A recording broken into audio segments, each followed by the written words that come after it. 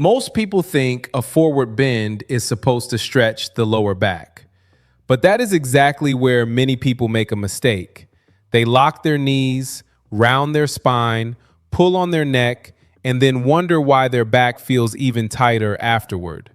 Today, I will show you a simple, supported position that changes the way you bend forward. It takes only a few minutes, requires no equipment, and can help you feel more stable through your feet, legs, hips, and back. And stay until the end, because the way you come out of this position matters just as much as the position itself. This is not a miracle cure, and it is not supposed to hurt. Think of it as a short body reset. It gives your lower back a break by asking your legs and hips to do more of their share of the work. You will learn how to set up the position, how to add 2 simple movements, the mistakes to avoid, and how to turn it into a quick daily routine.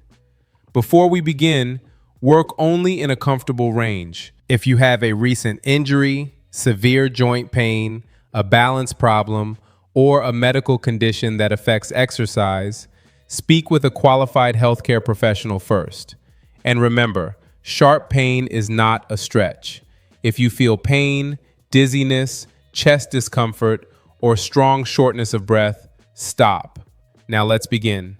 Stand with your feet about hip width apart, not too wide, not squeezed together, just a stable, natural stance.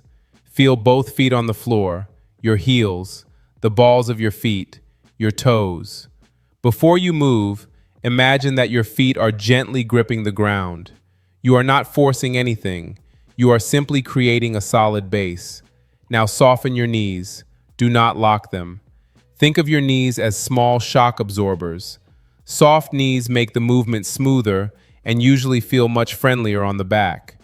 Now place your hands on the middle of your thighs, not directly on the knees, a little above them. Your hands are there for support, not for pushing hard. Take a slow breath in. As you breathe out, send your hips slightly backward. Imagine you are trying to close a car door behind you with your hips. Your chest comes forward a little. Your spine stays long. You are not trying to reach the floor. You are not trying to make the biggest bend possible. You are simply creating a comfortable angle. This is the key idea.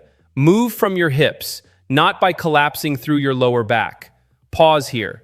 Your hands are supported on your thighs. Your knees are soft. Your feet are flat on the floor. Your neck is relaxed. Keep your head in a neutral position. Do not throw it back. Do not drop it heavily. Let your eyes look naturally toward the floor a few feet in front of you. From the top of your head to your tailbone, imagine one long, calm line. You may feel your hamstrings. You may feel your hips. You may feel your lower back starting to relax because it is no longer doing all the work alone. That is the feeling we want. Support, not strain. Now we will add the first movement. Slowly begin to straighten one leg a little, then bend it again. Now straighten the other leg a little, then bend it again. You are not locking the knee. You are just gently shifting the work from one leg to the other. It should feel a bit like walking without moving forward. Right leg, center, left leg, center. Keep your feet flat. Keep your hands supported. Keep your breath slow. As your weight shifts, notice what happens in your hips. Many people hold tension in this area without even realizing it. This small movement teaches the body that it is safe to move again. Let's do a few more. Right, center, left, center. Do not rush. Slow movement gives your body time to understand the pattern. Here is something important. If your lower back feels like it works harder than your legs during everyday tasks, such as picking something up, gardening, unloading groceries, or tying your shoes, this pattern can be useful. Because bending is not only a back movement, it is a full body movement. Your feet create the base, your legs provide support, your hips guide the motion, and your spine stays controlled. Now let's add the second movement. Return to center. Keep both knees soft. Now slowly lift your right heel off the floor. Pause for a second. Lower it down. Now lift your left heel. Pause. Lower it down. Right heel. Down. Left heel, down. Keep the movement small. You do not need to rise high. The goal is control.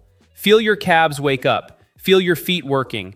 Feel your weight shift gently from side to side. This is a simple way to make the position more active without making it complicated. Try 5 more on each side, slowly, no bouncing, no rushing. Now place both heels down. Stay in the supported position. Take a slow breath in through your nose and breathe out slowly. Again, breathe in and breathe out. With every exhale, let your shoulders soften. Do not pull them up toward your ears. Let your jaw relax. Let your neck relax. Let your hands support some of your upper body weight. This is not about forcing a stretch. It is about giving your body a better position to settle into.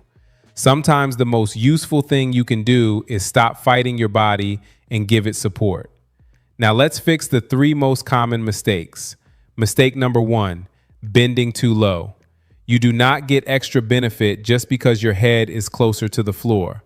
A smaller bend with good control is better than a deep bend with a rounded back.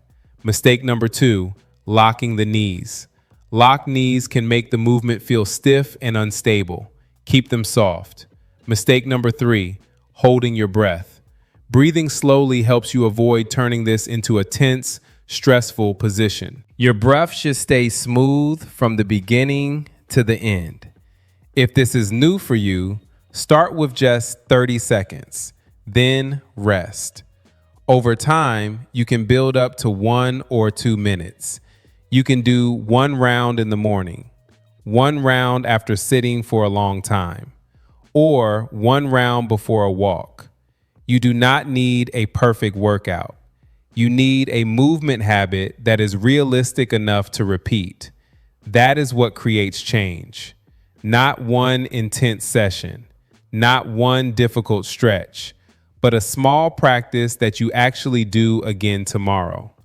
Now we are ready to come out of the position, and do not rush this. Keep your hands on your thighs. Press lightly into your thighs for support. Slowly begin to bring your chest up. Let your hips come forward. Keep your knees soft. Come up 1 section at a time.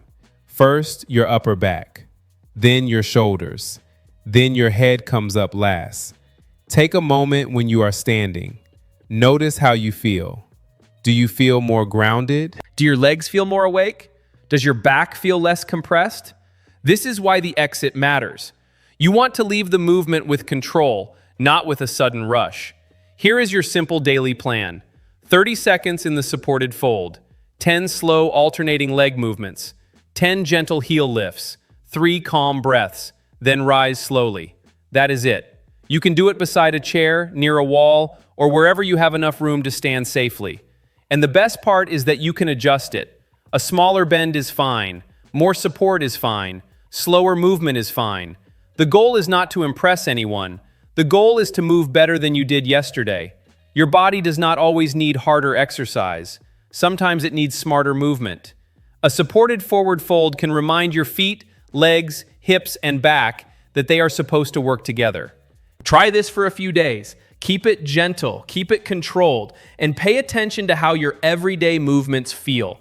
Getting out of a chair, walking, bending down, climbing stairs, or standing in the kitchen. Small movements done consistently can create a big difference over time. If this routine helped you, like the video, subscribe, and share it with someone who spends too much time sitting or feels stiff after a long day. And remember, move with control, not force.